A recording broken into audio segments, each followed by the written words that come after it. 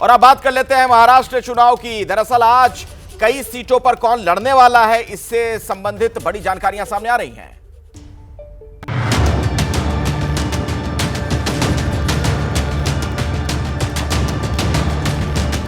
Marathon चल रही है क्योंकि हम लंबे रेस के घोड़े हैं और जीतेंगे।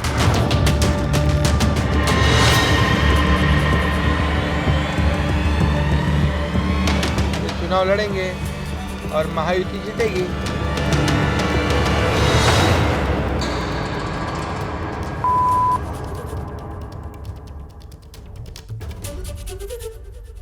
तो महाराष्ट्र का चुनावी दंगल, हर पार्टी अपना अपना दांव आजमा रही है। बड़ी खबर यह कि महाविकास आघाड़ी आज औपचारिक तौर पर सीट बंटवारे का ऐलान करेगी।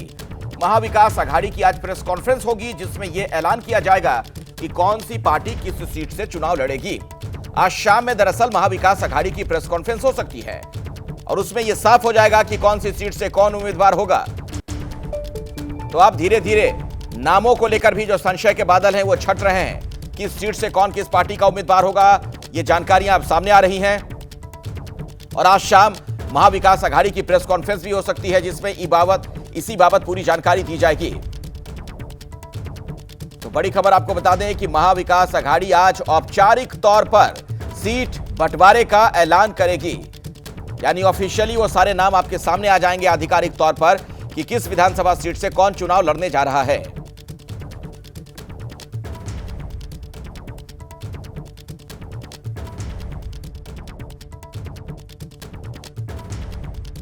देश हमेशा ये चाहता है कि शिवसेना सेंचुरी पार करे, सेंचुरी लगाए, और हमारे में सेंचुरी लगाने का दम है। अब लगाएंगे।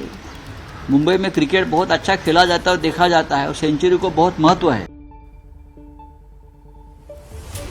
महाविकास आघाड़ी में किस तरीके की हलचल है, बात करने के लिए मेरे साथ मुंबई से मेरे सहयोगी मृत्युंजय सिंह जुड़ गए हैं। सीधे उन्हीं के पास मैं आपको लिए चलता हूं। मृत्युंजय, क्या आज स्थिति स्पष्ट हो जाएगी, यह पता चल जाएगा कौन किस सीट से चुनाव लड़ने जा रहा है?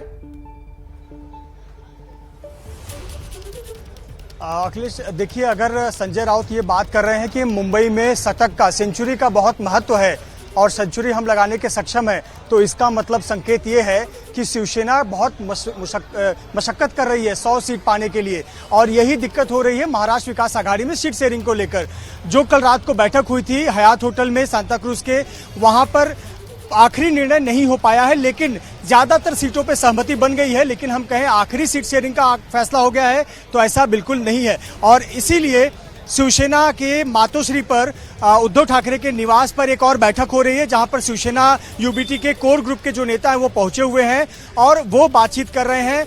कुछ सहमति बनाने के बाद आज देर शाम एक प्रेस कॉन्फ्रेंस होगी, संयुक्त प्रेस कॉन्फ्रेंस होगी और उसमें सहमति पर बनी हुई जो सीटें हैं उसका जिक्र किया जाएगा और उसका ऐलान कर दिया जाएगा।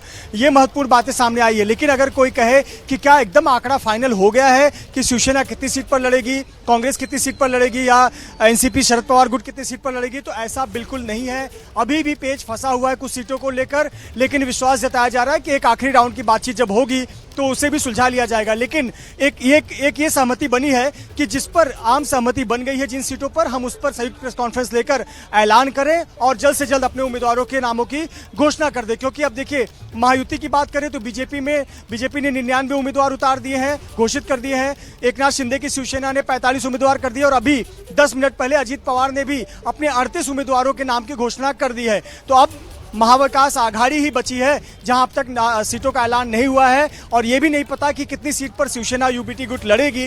तो कहीं ना कहीं उसको लेकर एक मातोश्री पर बैठक हो रही है और साथ ही साथ बहुत सारे लोग दल बदल अपने कार्यकर्ताओं के साथ नेता पार्टी बदल रहे हैं। तो मेरे ठीक पीछे जो आप देख रहे हैं बहुत लोग आपको जाते हुए नजर आएंगे। ये तमाम लोग मातोश्री जा रहे हैं क्योंकि इनके नेता पक्ष बदलकर अब यूबीटी ग्रुप पे आ रहे हैं। तो ये भी हलचल मातोश्री पर देखने को मिल रही है। टिकट नहीं मिलेगा, अभी तो कई बागी नजर आएंगे, कई इधर से उधर जाएंगे। हर हलचल पर हमारी नजर बनी रहेगी। महाराष्ट्र की सियासत से जुड़ी अभी की एक और बड़ी खबर मैं आपको बता दूं, उद्धव ठाकरे की पार्टी के नेताओं के साथ बैठक की सूचना है। आपको मृत्युंजय भी थोड़ी देर पहले बता रहे थे, मातोश्री पर पार्टी नेताओं के साथ बैठक कर रहे हैं उद्धव। संजय राउत समेत पार्टी के कई बड़े नेता मौजूद हैं। कल रात हुई एमवीए की बैठक की जानकारी दी जा रही है। तो मृत्युंजय, क्या ब्रीफ किया जा रहा है उद्धव ठाकरे को? जी बिल्कुल, निश्चित तौर पर कल देखिए जो सीट शेयरिंग को लेकर बैठक हुई थी उसमें जो शिवसेना कोर ग्रुप के नेता थे, यूबीटी ग्रुप के, वो मौजूद थे। वो आकर उद्धव ठाकरे को बता रहे हैं कि हमारी क्या बातचीत हुई, हमने अपना क्या पक्ष रखा है, क्या मांग रखी है, कांग्रेस का उस पर क्या कहना है और शरद पवार या एनसीपी का उस पर क्या कहना है। अब इस पर उद्धव ठाकरे आखिरी निर्णय लेंगे कि आखिरकार क्या सहमति बनानी है, क्या सीटों की अदला बदली की जाए या पश्चिम विदर्भ की जो सीटों को लेकर विवाद है उसके बदले मुंबई की सीटें मांगी जाए और पश्चिम विदर्भ की सीटें कांग्रेस को दे दी जाए। ये आखिरी निर्णय उद्धव ठाकरे लेंगे और उसके बाद जो एक प्रेस कॉन्फ्रेंस की भूमिका होगी वो तय हो जाएगी और शाम को फिर एक प्रेस कॉन्फ्रेंस का समय भी आ जाएगा। अब तक हम तीनों ही दलों के नेताओं से जो बात कर रहे हैं वो यही कह रहे हैं कि आपको समय बताया जाएगा, लेकिन देर शाम एक press conference, joint press conference जरूर होगी और उसके बाद लिस्ट भी आपको घोषित कर दी जाएगी। पर यह ब्रीफिंग दी जा रही है उद्धव ठाकरे को और उसके बाद उद्धव ठाकरे बताएंगे कि हमें आगे किस प्रकार से आगे बढ़ना है। पर संजय राउत का बयान बहुत मायने रखता है, बहुत महत्वपूर्ण है, जब वो खुद कह रहे हैं कि मुंबई में शतक का बहुत महत्व है, लेकिन इसका मतलब है कि शिवसेना यूबीटी शतक यानी 100 सीट पाने के लिए भी काफी ज्यादा गठबंधन में संघर्ष करती नजर आ रही है। जी मृत्युंजय, आप हमारे साथ जुड़े रहे। मैं दोबारा लौटूंगा, आगे भी आपसे हम जानकारी लेंगे। दरअसल एक और महाविकास अघाड़ी सीट बंटवारे का औपचारिक ऐलान कर सकता है, लेकिन महायुति में भी सीट बंटवारे को लेकर तस्वीर साफ नहीं है। सूत्रों के हवाले से लगातार फॉर्मूले सामने आ रहे हैं, अलग अलग फॉर्मूले सामने आ रहे हैं, लेकिन महायुति ने अभी कोई ऐलान नहीं किया। इस बीच बड़ी खबर यह कि महाराष्ट्र में एनसीपी जो अजित गुट है उसने पहली लिस्ट जारी कर दी है। अजित पवार गुट ने 38 उम्मीदवारों के नामों का ऐलान कर दिया। अजित पवार खुद बारामती से चुनाव लड़ेंगे। छगन भुजबल के बारे में जानकारी हमें यह मिल रही है कि येवला सीट से वो उम्मीदवार होंगे। धनंजय मुंडे पड़ली से। तो अजित गुट के ये तमाम नेता जिनके नाम सामने आए हैं कि कहां से कौन चुनाव लड़ने वाला है।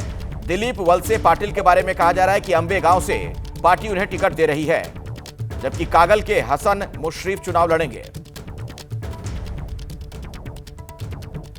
मृत्युंजय, ये जो कुछ बड़े नाम सामने आ रहे हैं, इसके अलावा भी कुछ और जानकारी मिल पा रही है? जो 38 प्रत्याशियों के नाम का ऐलान किया गया है। देखिए अखिलेश, महायुति की अगर आप उम्मीदवारों की सूची की बात करें तो देखिए उसमें कौन लोग हैं।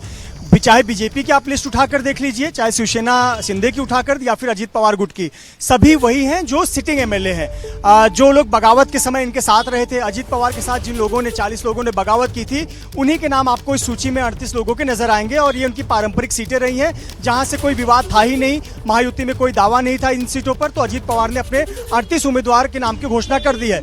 लेकिन जो ये सूची है उस सूची में एक दिलचस्प बात है, नवाब मलिक का नाम नहीं है। नवाब मलिक की बेटी सना मलिक, सना शेख का भी नाम नहीं है।